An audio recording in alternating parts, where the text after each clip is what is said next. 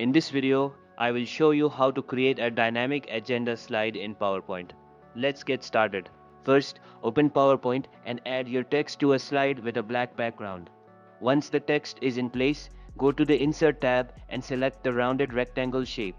Draw the rectangle over the last item on your agenda, as shown in this example.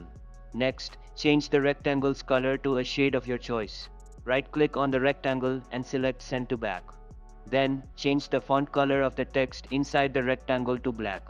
Once done, duplicate the slide by pressing Ctrl+D. Move the rectangle to the next agenda item, update the font color, and repeat the process for all items on the agenda.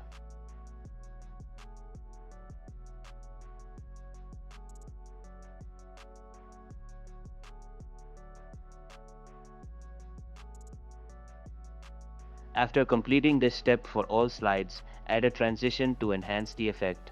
I recommend using the morph transition for a smooth and dynamic look. Your dynamic agenda slide is now ready.